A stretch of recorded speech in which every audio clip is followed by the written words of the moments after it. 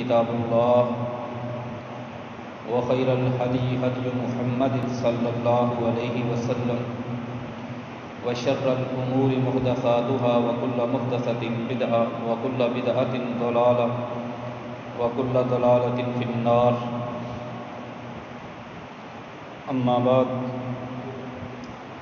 ضربت عليهم الذلة والمسكنة وباءوا بغضب من الله ذلك بأنهم كانوا يكفرون بآيات الله ويقتلون النبيين بغير الحق ذلك بما عصوا وكانوا يعتدون.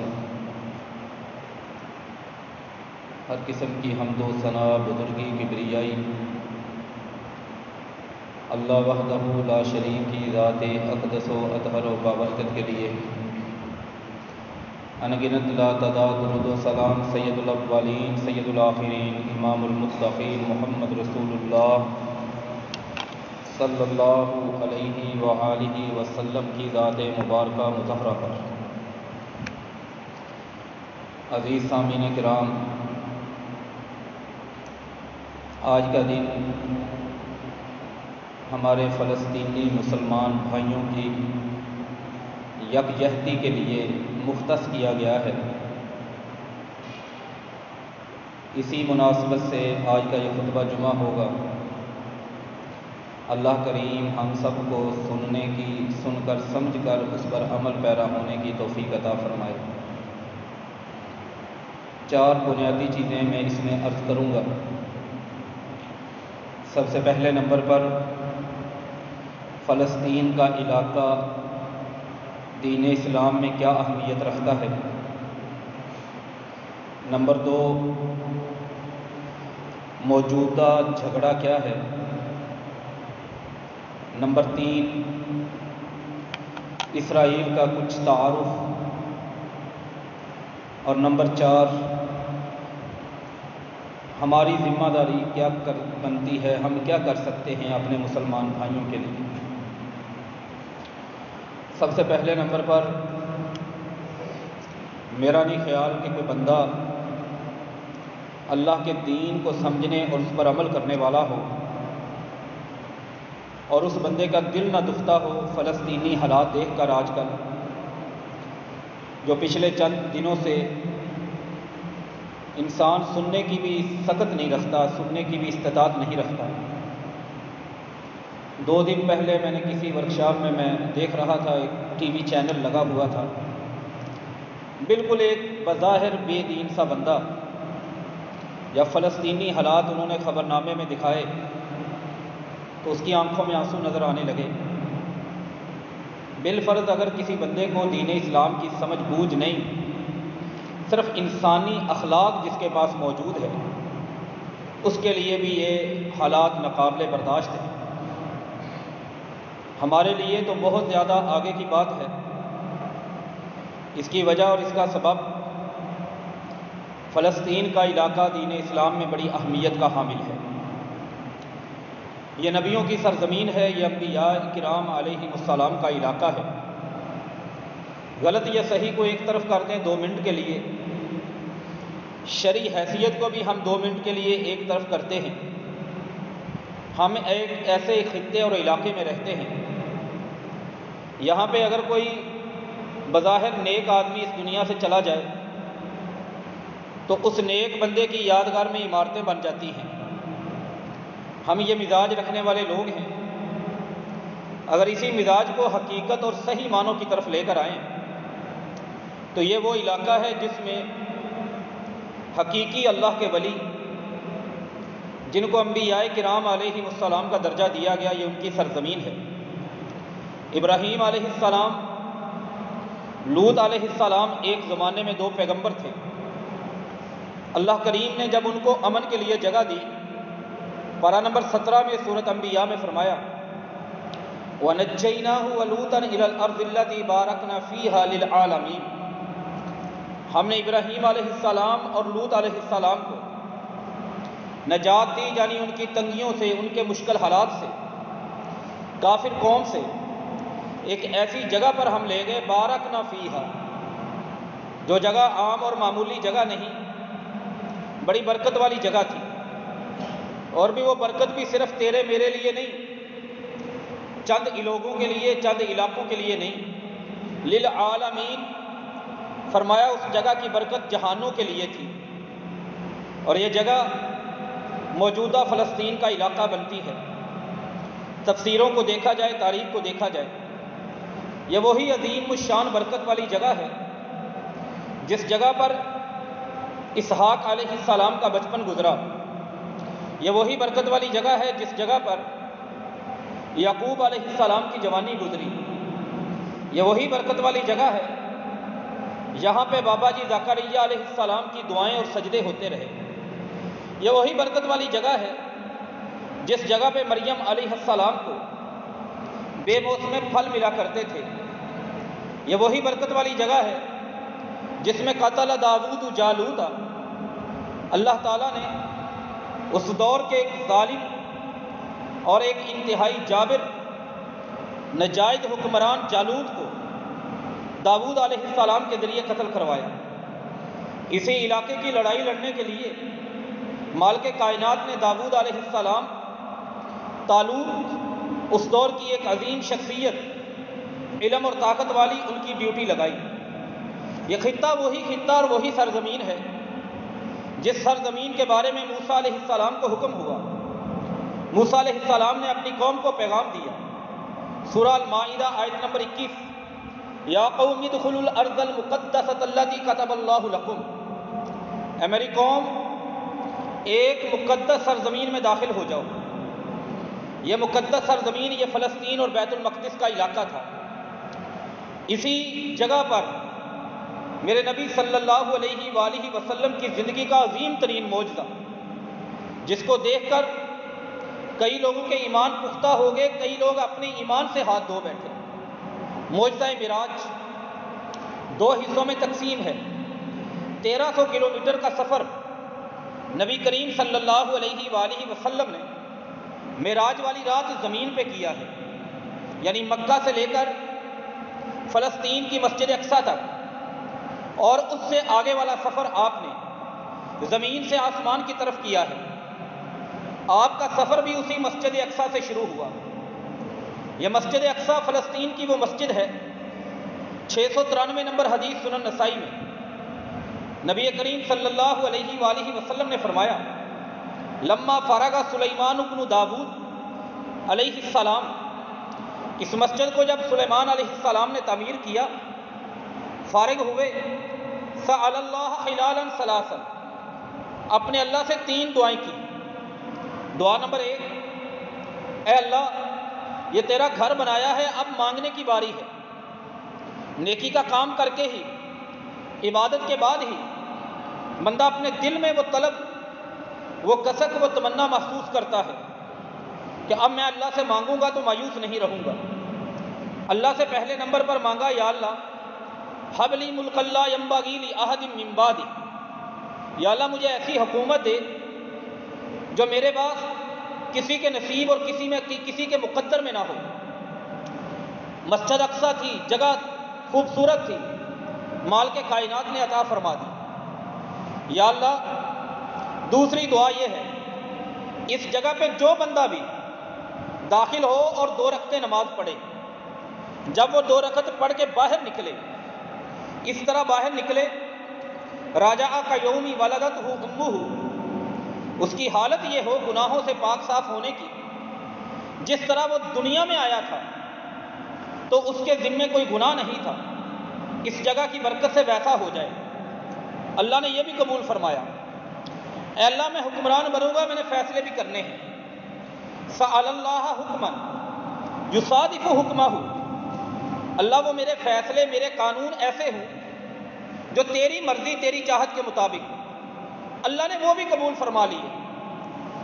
نبی کریم صلی اللہ علیہ وآلہ وسلم کے دین میں ایک قانون بنتا ہے کہ باقاعدہ ثواب کی نیت سے، برکت کی غرض سے دین اجازت نہیں دیتا کہ آپ تیاری کر کے، سامان باندھ کے، بیگ بند کر کے سفر شروع کریں، سوائے 3 جگہوں کے۔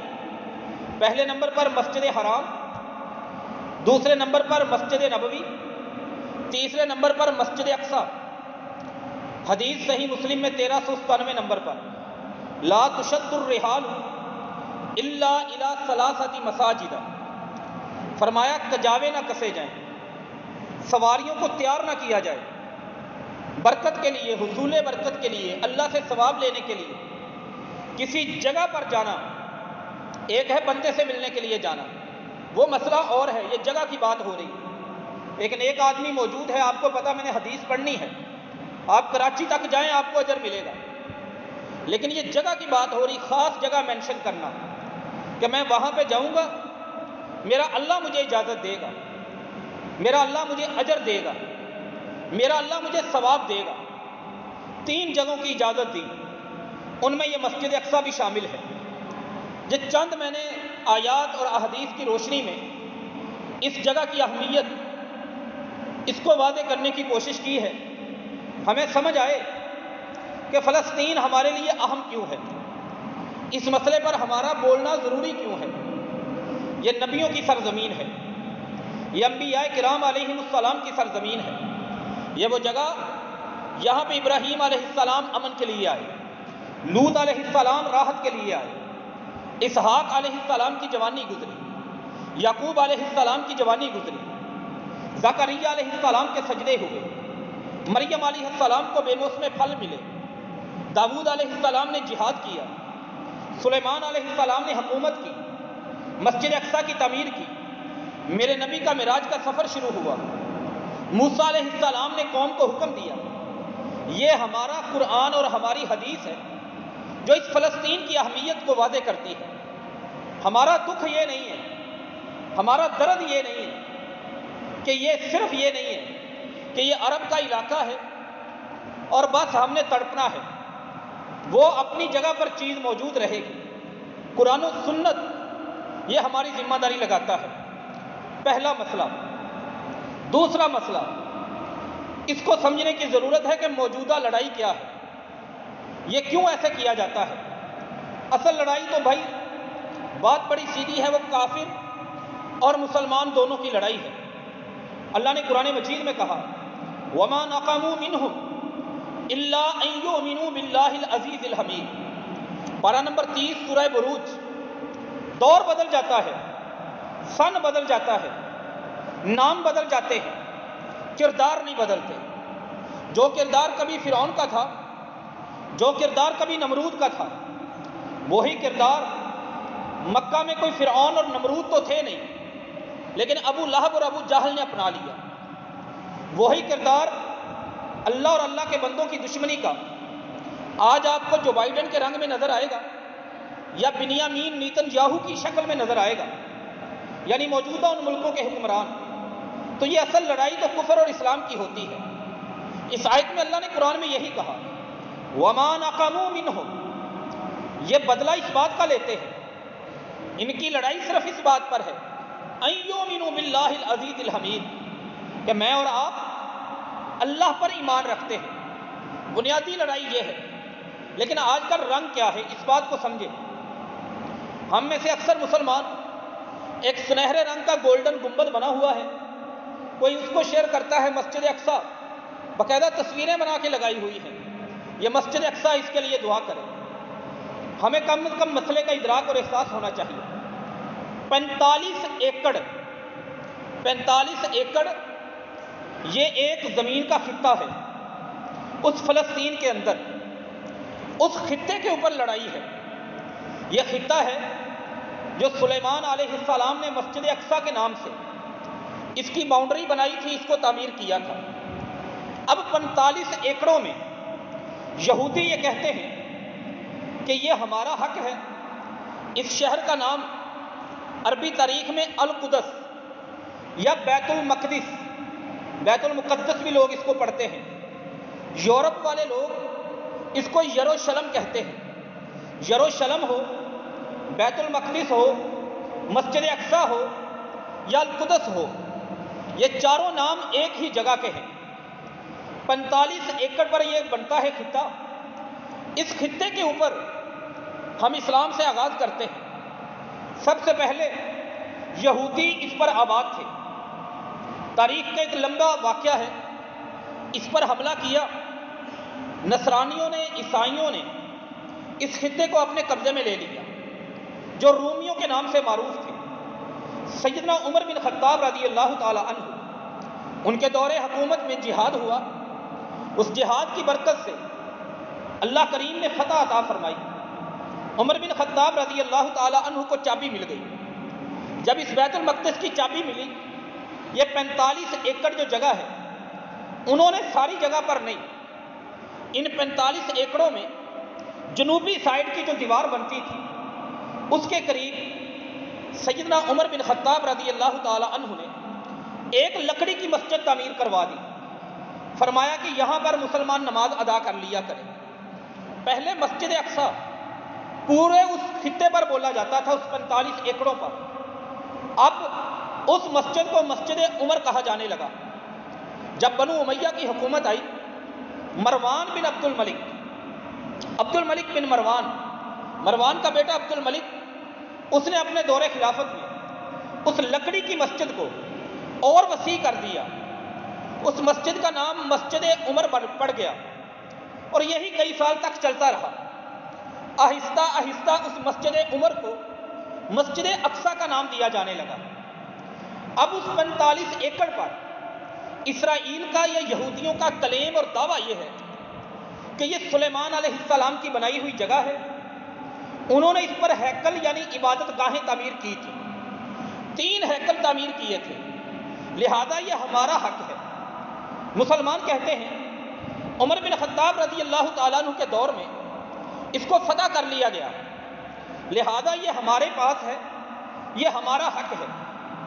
وہیں پر اسی 45 ایکڑوں میں اس خطہ میں ایک دیوار ہے. یہودیوں کا دعویٰ ہے کہ یہ دیوار سلیمان علیہ السلام کی ایک دیوار کی بنیاد پہ کھڑی کی گئی. اسے دیوار گریہ کہتے ہیں. یہودی اپنے مذہب کے مطابق، بائبل اور تالمود کے مطابق اس دیوار کے پاس آتے ہیں، کھڑے ہوتے ہیں اور رو رو کر اپنے گناہوں کا اقرار کرتے ہیں. وہیں پر ایک پتھر بھی ہے، اس پتھر کے اوپر یہودی پاؤں رکھنا اپنے لیے حرام سمجھتے ہیں. وہیں پر ایک پتھر ہے جسے صخرہ کہا جاتا ہے، اس کے اوپر یہ گولڈن گنبد عبد الملک بن مروان نے بنوایا تھا. یہ اس علاقے کا مختصر تھوڑی سی ہمارے لیے معلومات ہے. اب یہاں پر لڑائی ہے. اب مسجد اقصی مسلمان اسی لکڑی کی مسجد جو عمر بن خطاب رضی اللہ تعالیٰ عنہ کے دور میں جو پوری جگہ کو چھوڑ کر ایک جگہ پہ تعمیر کی گئی، وہیں پہ نماز ادا کرنے کے لیے گئے. وہیں پر لڑائی کا آغاز ہوا، یہ والی لڑائی. اب یہ دوسرا مسئلہ، یہ تعارف اور یہ لڑائی کی وجہ یہ بظاہر بنائی گئی. بن اسرائیل کہتا ہے یروشلم ہمارا شہر ہے، القدس یا بیت المقدس یا یروشلم یہ ہمارا دارالحکومت ہے. 1948 میں دنیا کی ایک سازش کے تحت اس ملک کو فلسطین میں بسایا گیا اور اسے فلسطین کا ایک مسلمانوں کا ملک کس نے اجازت دی، کس کو اجازت دی کہ یہودیوں کو لا کر وہاں پہ ایک ریاست دے دی جائے. بہرحال یہ لڑائی کی کیفیت ہے. 2 باتیں. تیسری بات، اسرائیل کا تعارف کیا ہے، اس کو بڑی سمجھنے کی ضرورت ہے تاکہ ہمیں کچھ نہ کچھ اپنے حالات کو بہتر کرنے کی توفیق ملے. شاید ہم اللہ سے توبہ کر لیں. بات صرف چینل دیکھنے کی نہیں، خبریں پڑھ کر آنسو بہانے کی نہیں، بات اس سے بہت مختلف ہے. اسرائیل دنیا کے خطے پہ ایک ایسا ملک بنایا گیا 1948 میں جس ملک کو 284 کلومیٹر لمبائی دی گئی اور تقریباً 100-150 کلومیٹر چوڑائی اتنا خطہ اسے دیا گیا. یہ رقبہ بنتا ہے 22,072 مربع کلومیٹر. یہ بات تھوڑی سی حسابی کتابی لیکن بڑی سمجھنے والی ہے. ٹوٹل رقبہ 22,072 مربع کلومیٹر. ہم سوچتے ہیں شاید بہت بڑا کوئی ملک ہوگا، بہت بڑی کوئی ریاست ہوگی. 22,000 مربع کلومیٹر کر لے. جس صوبہ پنجاب میں اور آپ رہتے ہیں یہ کتنے مربع کلومیٹر کا ہے؟ 1.25 لاکھ مربع کلومیٹر کا. صرف ہمارا پنجاب اس میں سے اسرائیل کے 6 ملک بن سکتے ہیں اسرائیل جیسے. ہمارا ایک صوبہ رقبے کے لحاظ سے اس ملک سے اتنا بڑا ہے، پھر بھی اسرائیل کیوں طاقتور ہے؟ اس کے دائیں بائیں چاروں طرف، ایک طرف اردن، ایک طرف شام، ایک طرف مصر، ایک طرف لبنان، یہ سارے علاقے آپ کو ملیں گے. لیکن کسی میں جرت نہیں کہ وہ اسرائیل کو روکے کہ تم کون ہوتے ہو بیت المقدس پہ قبضہ کرنے والے؟ تم کون ہوتے ہو ہمارے نمازیوں پہ سنگباری کرنے والے؟ تم کون ہوتے ہو؟ ہم مسلمانوں کی عید، میں اور آپ کپڑوں کی خریداری کر رہے تھے، میرے اور آپ کے بچے کپڑے پہن رہے تھے، فلسطینی مسلمانوں کے بچے کفن پہن رہے تھے. میں اور آپ اپنے بچوں کو نہلا رہے تھے، وہ اپنے بچوں کو دفنانے کے لیے غسل دے رہے تھے. میں اور آپ اپنے بچوں کو عید پڑھانے کے لیے لے جا رہے تھے، وہ ان کی قبریں کھود رہے تھے. میں اور آپ ہنستے مسکراتے کہہ کے لگا رہے تھے عید کی خوشیوں میں، اور وہ فلسطینی مائیں تھار تھار کر آنسو بہا رہی تھی اپنے بیٹے اور اپنے بچیوں کے اور اپنے گرے ہوئے مکانوں کو دیکھ کر. ہم نے سوچا کہ درد کیا ہوتا ہے مسلمان کا، دکھ کیا ہوتا ہے مسلمان کا، اور یہ سارا ظلم کرنے والا کون ہے؟ ایک ایسا ملک جس کا نام اسرائیل. کل آبادی کتنی ہے؟ پہلے میں لاہور کی آبادی آپ کو بتا دوں، 1,11,00,000 لاہور کی آبادی ہمیں بتائی گئی سن 2017 میں، 1,11,00,000. اور اسرائیل صرف 85 لاکھ آبادی کا حامل ملک ہے. ہمارے لاہور میں مسلمان زیادہ رہتے ہیں اسرائیل کے یہودیوں سے. اسرائیل ٹوٹل ملک کی آبادی ہمارے لاہور شہر کی آبادی سے کم ہے. بات کہاں پہ ہے؟ مسئلہ کیا ہے جس کو ہم نے حل کرنا ہے؟ یہ میں نے تھوڑا سا اس جگہ کا تعارف آپ کو کروایا ہے. یہ اسرائیل کی کیفیت، وہ ملک اتنا مضبوط کیوں ہے اور آج کے مسلمان اتنے کمزور کیوں ہیں؟ نبی کریم صلی اللہ علیہ وآلہ وسلم نے بتایا تھا، سنن نبی داؤد میں حدیث مبارکہ ہے 3462 نمبر پر، فرمایا یوشک ان تداع علیکم الامم، میری امت ایک ان قریب تم پر وقت آئے گا، دنیا کی قومیں، دنیا کی ملتیں تم پر ٹوٹ پڑیں گی، حملہ آور ہو جائیں گی. اس طرح جس طرح بھوکے لوگ ایک برتن پر کھانا کھانے کے لیے ٹوٹ پڑتے ہیں. کسی نے پوچھا تھا اللہ کے نبی صلی اللہ علیہ وسلم، ایک بات بتائیے، نحنو، ہم لوگ من قلت، کیا اس دن قلت میں ہوں گے، تعداد کم ہوگی؟ فرمایا نہیں، ایسا نہیں، انتم، تم لوگ تعداد میں بہت زیادہ ہوں گے. کا غصاء السیل، سیلاب آتا ہے، پانی کے آگے جھاگ ہوتی ہے، اس کے جھاگ کو گنا نہیں جا سکتا، قطروں کو گنا نہیں جا سکتا. فرمایا اس سے بھی زیادہ تمہاری تعداد ہوگی. اللہ کے نبی صلی اللہ علیہ وآلہ وسلم، پھر ان لوگوں کو جرت اور ہمت کیسے ہوگی؟ فرمایا تمہارے دلوں میں ایک بیماری آ جائے گی. اللہ کے رسول وہ بیماری کون سی ہے؟ فرمایا اس بیماری کو وہن کہتے ہیں. اللہ کے نبی صلی اللہ علیہ وسلم یہ وہن کی بیماری، اس بیماری کو وضاحت کے ساتھ بیان کر دیں. فرمایا حب الدنیا کراہیت الموت، اس بیماری کا نام دنیا کی محبت اور موت کو ناپسند کرنا. یہ دل کی بیماری ہے، ہارٹ اٹیک دل کی بیماری ہے. یقین کیجئے یہ مسلمان کو ہو جائے، اللہ سب کو محفوظ رکھے، لیکن اگر ہو جائے صرف مسلمان، ایک مسلمان کی زندگی جاتی ہے. لیکن حدیث میں بتائی گئی دل کی بیماری ایک ایسی دل کی بیماری ہے، جب یہ مسلمان کے دل کو ہو جائے تو پوری امت مسلمہ پر حالات تنگ ہو جاتے ہیں، جینا مشکل ہو جاتا ہے، زندگی گزارنا مشکل ہو جاتا ہے. ورنہ یہ اسرائیل کا ملک 85 لاکھ آبادی کی کیا حیثیت ہے؟ کہاں سعودی عرب کی آبادی، کہاں پاکستان کی آبادی کروڑوں میں، 22-23 کروڑ آبادی صرف ایک لاہور شہر میں، ان کی تعداد سے زیادہ. ان کو طاقت کیسے ملی؟ طاقت اسی چیز سے ملی جو ہماری کمزوری تھی. ہماری پہلے کمزوری، ہم موت سے ڈرتے ہیں، ہم جینا چاہتے ہیں، ہمیں زندگی چاہیے. مسلمان اپنے دل میں جب یہ کیفیت پیدا کرتا ہے تب اس کے حالات ایسے ہوتے ہیں. پھر بھلے ملک اسرائیل سے بھی چھوٹا ہو، آبادی اسرائیل سے بھی کم ہو، وہ مسلط ہو جاتے ہیں. دوسری حدیث سنن ابن ماجہ میں سنن نبی داؤد میں نبی کریم صلی اللہ علیہ وآلہ وسلم نے فرمایا تھا اذا تبایعتم بالعینہ، جب سودی کاروبار کرو گے اور تم رضیتم بالزرع، اپنی کھیتیوں سے خوش ہونے لگو گے، اخذتم اذناب البقر، جانور تمہیں پسند ہوں گے، مال پالنا، جانور پالنا، مویشی پالنا تمہیں پسند ہوگا، وترکتم الجہاد، دشمن سے لڑنا، جہاد کرنا اس کو چھوڑ بیٹھو گے، سلط اللہ علیکم ذلا، اللہ تم پر ذلت مسلط کر دے گا۔ اس سے بڑی کیا ذلت ہے کہ سارے ملک وہاں پہ عرب، سارے ملک مسلمان بیٹھے ہوئے، تیل کی دولت لے کر بیٹھے ہوئے، آرمی اور فوجیں لے کر بیٹھے ہوئے، ہتھیار لے کر بیٹھے ہوئے، اور یہ نہیں کہ انہوں نے اسرائیل سے لڑائی نہیں کی۔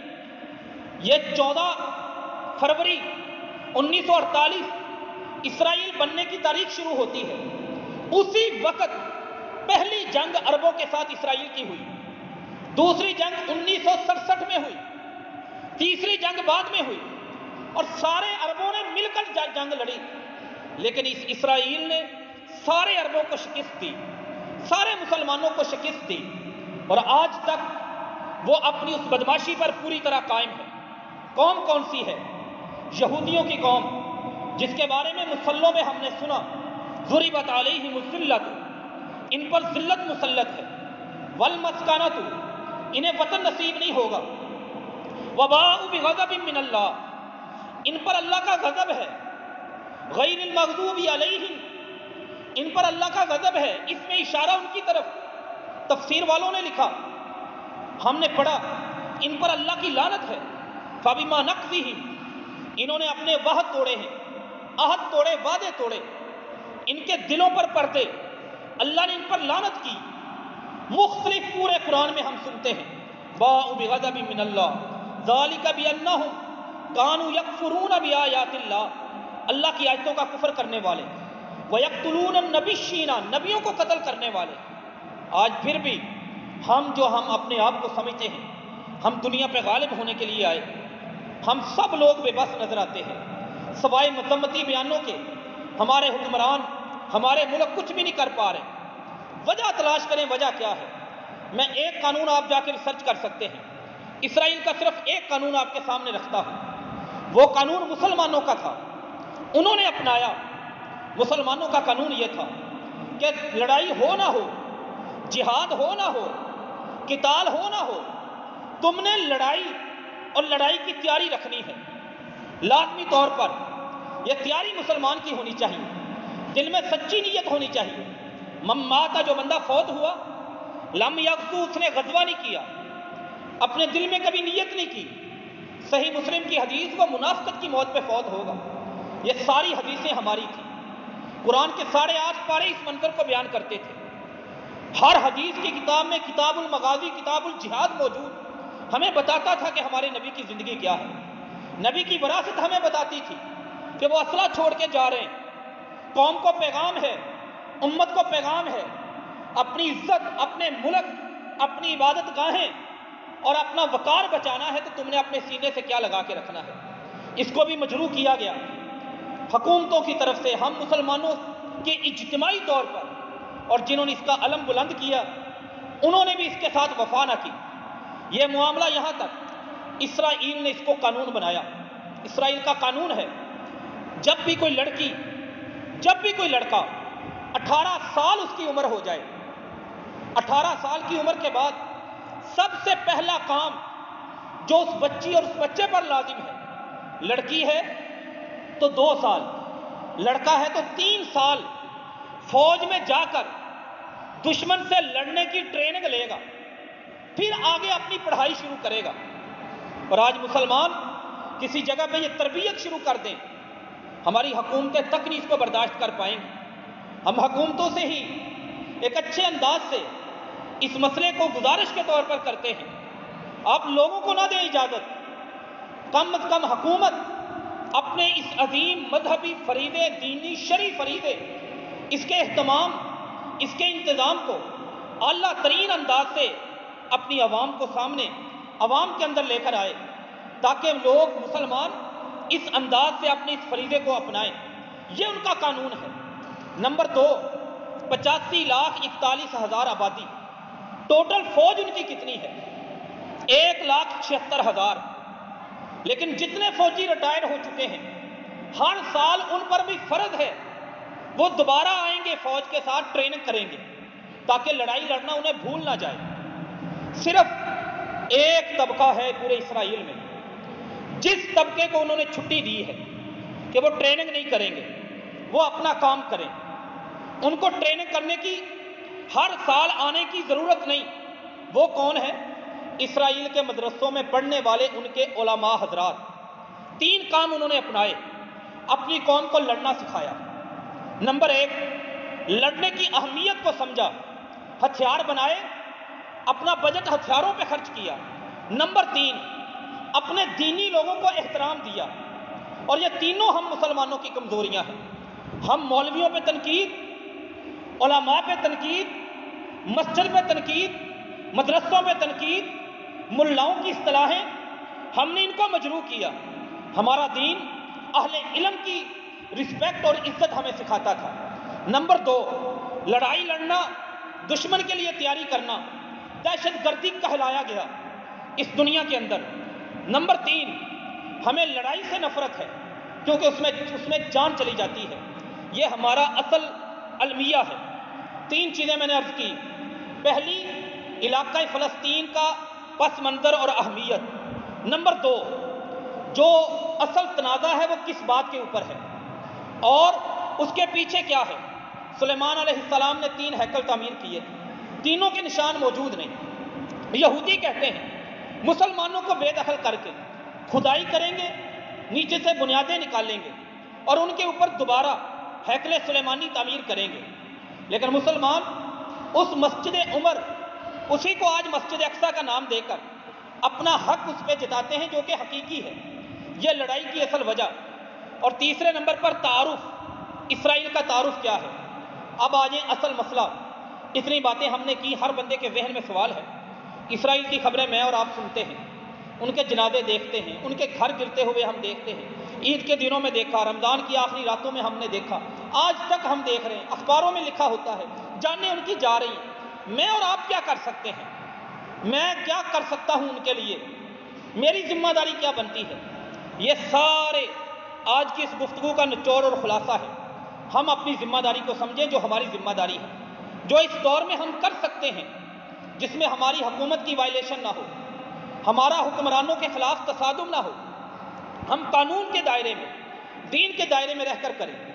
دیکھیں، چیزیں 2 طرح کی ہوتی ہیں۔ حق تو یہی بنتا ہے میں اور آپ اپنے گھر بار کو چھوڑیں، جہاد کی تیاری کریں، یہاں سے نکلیں، فلسطین میں پہنچ جائیں، ان کے ساتھ مل کے کھڑے ہو جائیں، یہودیوں سے لڑنا شروع کر دیں، اپنے مسلمان بہن بھائیوں کے لیے، یتیم ہوتے بچوں کے لیے، بیوہ ہوتی بہنوں کے لیے، گرتے مکانوں کے لیے، ویران ہوتے ان کی آبادیوں اور شہروں کے لیے، آباد ہوتے قبرستانوں کے لیے، ان کی اور ہماری جو بیت المقدس قبلہ اول ہے اس کی بے حرمتی کے خلاف ان سے لڑنے کے لیے حق یہی بنتا ہے۔ لیکن ہم جانتے ہیں نہ ہماری حکومت اس کی اجازت دیتی ہے، ہماری گورنمنٹ اس کو قبول نہیں کر سکتی، افورڈ نہیں کر سکتی، اور نہ ہی ہمارے لیے جانا ممکن ہے، لہذا یہ کام ہم نہیں کر سکتے۔ ایک اور کام کرنے والا ہے، وہ کام ہے ہم انفرادی طور پر بیٹھ کر اپنی آنکھوں کو نم کر کے، اپنی آنکھوں سے آنسو بہا کے، اللہ کے سامنے رو کے گر گڑا کے، خلوص دل سے اپنے فلسطینی مسلمان بھائیوں کے لیے کم از کم ہم میں سے ہر بندے کی ذمہ داری بنتی ہے لازمی طور پر ہم دعا شروع کر دیں اور اس دعا کو تسلسل کے ساتھ جاری رکھیں۔ ہاں، اگر اجازت ہوتی مجھے جانے کی، میری گورنمنٹ اعلان کرتی کہ جاؤ فلسطینیوں کے ساتھ لڑنے کے لیے، پھر میں مسلح پہ تسبیح لے کر بیٹھ جاتا، پھر میں دعا کرنے بیٹھ جاتا، میں غلط تھا، یہ میرے لیے جائز نہیں تھا، میرے لیے درست نہیں تھا۔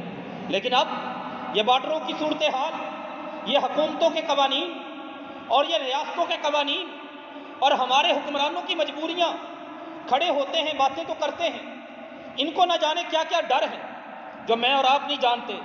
شاید کسی کو کہا گیا ہو تمہیں اڑا دیں گے یاسر عرفات کی طرح، شاید کسی کو کہا گیا ہو حکومت میں نہیں جیل میں چلے جاؤ گے، شاید کسی کو کہا گیا ہو پرانے لوگوں سے سبق سیکھو، نہ جانے ان کی کیا مجبوریاں ہیں۔ یا مذمتی بیان دیتے ہیں، اللہ ان کے منہ سے ایسے جملے نکلوائے کہ جس کی بنیاد پہ امت مسلمہ کھڑی ہو جائے، اللہ ان کو توفیق دے۔ لیکن جب ہم یہ نہیں کر سکتے وہاں پہ جانے والا کام، ہاں اجازت ہوتی پھر میں دعا کرتا، پھر میں تسبیحاں پھیرتا، پھر میں لوٹے اٹھاتا، میرے لیے غلط تھا۔ اب اجازت نہیں، اب ممکن نہیں، اور اگر میں اس راستے پہ چلوں گا، میں اپنی ذات کو بھی، میں اپنے گھر والوں کو بھی، میں اپنی قوم اور ملک کو بھی فتنوں میں ملوث کر دوں گا، فتنوں میں مبتلا کر دوں گا۔ اب میرے لیے یہ والی ایک آپشن ضرور ہے کہ میں آنسو بہا کے اپنے ان بھائیوں کے لیے، بہنوں کے لیے، بچوں کے لیے خلوص سے دعا کر دوں۔ یہاں پر ایک اور سوال پیدا ہوتا ہے، کیا میرا دعا کرنے سے میری ذمہ داری ادا ہو جائے گی؟ یہ مسئلہ بڑا اہم ہے، ظلم وہاں پہ ہو رہا ہے۔ بھائی بعض حالات ایسے ہیں، شاید اس معاملے میں کوئی بندہ یہ فتویٰ دے کہ یہ ذمہ داری نہیں ادا ہوئی، لیکن میں سمجھتا ہوں اللہ کے فضل سے میرا نام ضرور ان لوگوں میں لکھا جائے گا، ضرور لکھا جائے گا اللہ کے فضل سے۔ اس پر میں دلیل ایک عرض کر دیتا ہوں۔ سنن ابن ماجہ میں حدیث ہے 3231 نمبر پر، ایک لڑکی تھی، وہ سیدہ عائشہ رضی اللہ تعالی عنہا سے ملنے کے لیے گئی، صاحبہ اس کا نام تھا، کسی کی آزاد کردہ لونڈی تھی۔ وہ کہتی جب میں ان کے گھر میں داخل ہوئی، رأیت فی بیتھا رمحا موضوعا، میں نے دیکھا ایک ڈانگ کھڑی ہے سیدھی دیوار کے ساتھ، جسے نیزہ کہتے ہیں۔ میں بڑی حیران ہوئی کہ ہم مومنوں کی ماں سیدہ عائشہ رضی اللہ تعالی عنہا، پیارے پیغمبر کی زوجہ اور ابو بکر صدیق کی بیٹی، حدیثوں کو پڑھنے پڑھانے والی اس عظیم ہستی کو اپنے گھر میں یہ ہتھیار رکھنے کی ضرورت کیا پڑی؟ میں نے کہا ماں جی ایک بات بتائیں، ما تصنعین بہذا، آپ اس کے ساتھ کیا کرتی ہیں؟ یہ آپ کی ضرورت ہے کوئی؟ انہوں نے کہا جی یہ میری ضرورت ہے۔ میں نے کہا مجھے بھی بتا دیں اس ڈانگ کے ساتھ، اس نیزے کے ساتھ آپ کیا کرتی ہیں؟ انہوں نے کہا میں اپنے گھر کے اندر جب بھی کوئی چھپکلی دیکھوں، یہ چھپکلی ہوتی ہے جو دیوار کے اوپر ہوتی ہے، کرلی جسے کہا جاتا ہے، میں جب بھی اس کو دیکھوں یہ میں اٹھا کے اس کو مار دیتی ہوں۔ کہتی ہے میں نے کہا، سنن ابن ماجہ 3231 نمبر حدیث، میں نے کہا کہ مجھے ایک بات بتائیں اس کو مارنے کا کیا فائدہ؟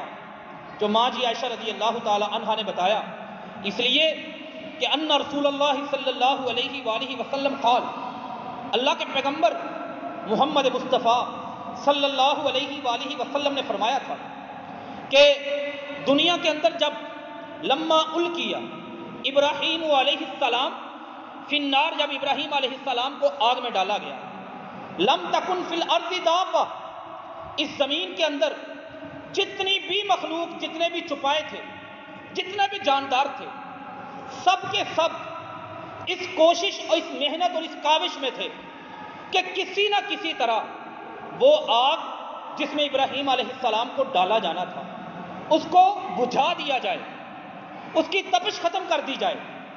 سوائے اس چھپکلی کے یہ اس کوشش میں تھی، انہ کان ینفخ علی ابراہیم، یہ اس آگ کو پھونکے مار رہی تھی، آگ اور بھڑکنے لگے۔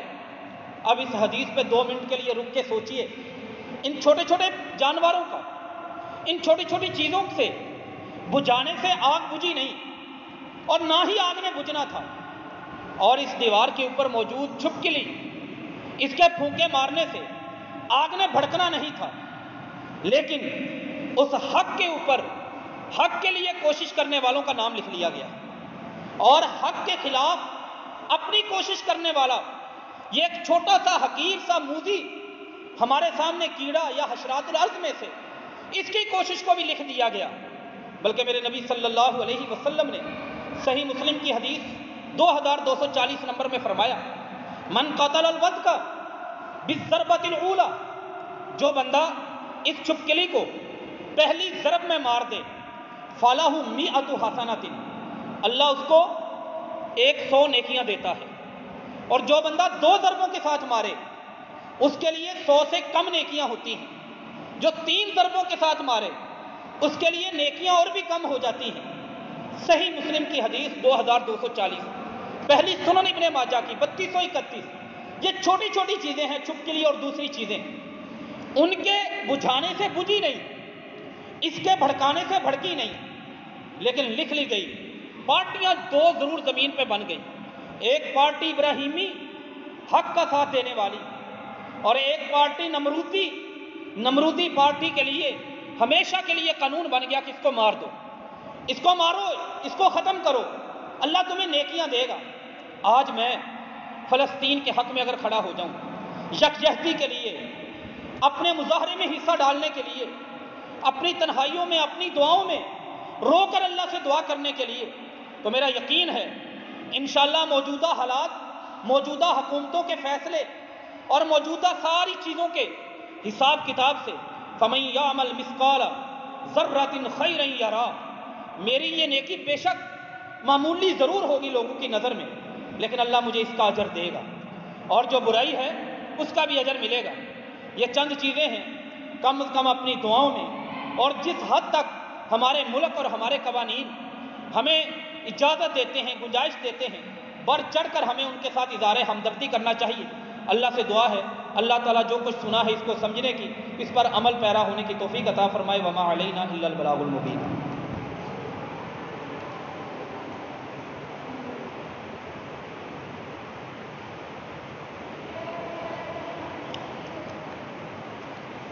ان الحمد للہ نحمده ونستعینه ونستغفره ونعوذ باللہ من شرور انفسنا ومن سیئات اعمالنا من يهده الله فلا مضل له ومن يضلل